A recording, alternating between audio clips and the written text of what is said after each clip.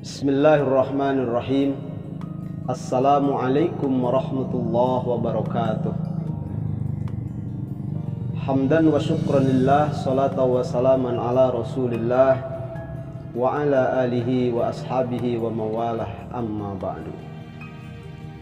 Saudara-saudaraku kaum muslimin wal muslimat dimanapun berada, yang saya hormati dan semoga dimuliakan Allah subhanahu wa ta'ala. Kembali berjumpa dengan saya, Andang Saiful Karim dari Rumah Takmir Masjid Indonesia. Bagaimana kalau kita semua melihat masjid megah tanpa jamaah yang ada di sekitar kita, atau yang ada di kampung dan di desa kita? Tentunya selaku kaum muslimin wal muslimat, kita akan tergugah hati kita untuk kemudian berpikir bagaimana caranya masjid yang dibangun bersama-sama dengan warga masyarakat di sekitar kita, ingin masjid itu kemudian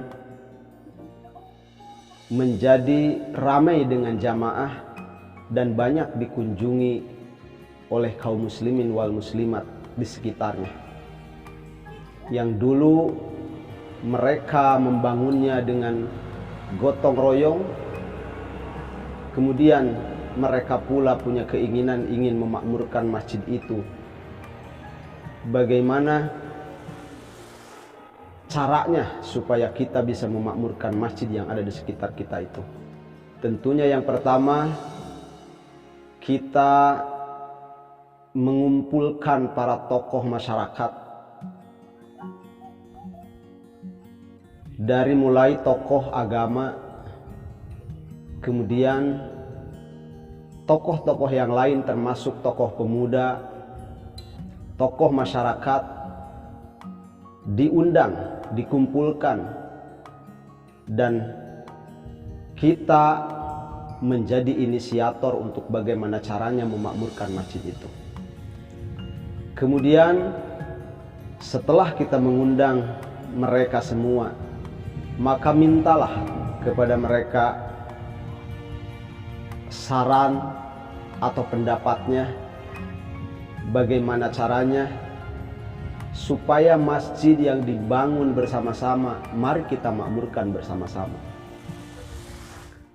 Setelah kita mendapatkan berbagai saran dari para tokoh itu, tentunya semua akan mengarah bagaimana caranya supaya mari kita sama-sama memakmurkan masjid ini.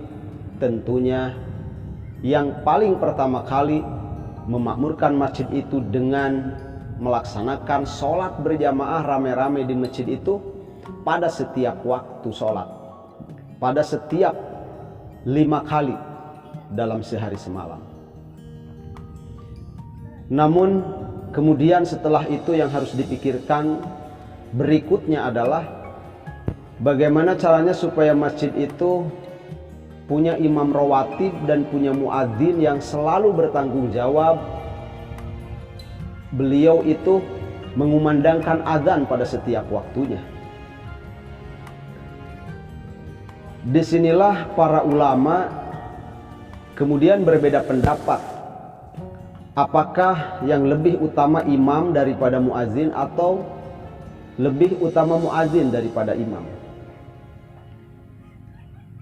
Ada sebagian ulama yang berpendapat lebih utama imam daripada muadzin, karena imam sederajat dengan pemimpin satu negeri yang disebut khalifah dalam Islam. Namun sebagian ulama juga berpendapat muadzin yang lebih utama daripada imam, karena kalau tidak ada orang yang memanggil kaum muslimin wal muslimat untuk melaksanakan sholat, maka tak akan ada sholat berjamaah. Setelah kita bisa menentukan siapa imamnya, siapa muadzinnya, dan imam dan muadzin juga bertanggung jawab bagaimana memperhatikan 5 waktu sholat itu supaya tidak terlewat dalam satu waktu pun tidak dikumandangkan kalimat-kalimat adzan itu. Kemudian berikutnya, tentukan bagaimana caranya supaya ada orang yang menjadi jamaah rutin di masjid itu melakukan sholat pada setiap waktunya, dan setelah itu berjalan dengan waktu maka terus mengadakan rapat, mengadakan musyawarah bagaimana caranya mengajak kaum muslimin wal muslimat yang lainnya supaya rame-rame bersama kita melaksanakan sholat berjamaah di masjid itu. Setelah itu maka kemudian coba lakukan cara-cara bagaimana supaya orang tertarik untuk datang ke masjid.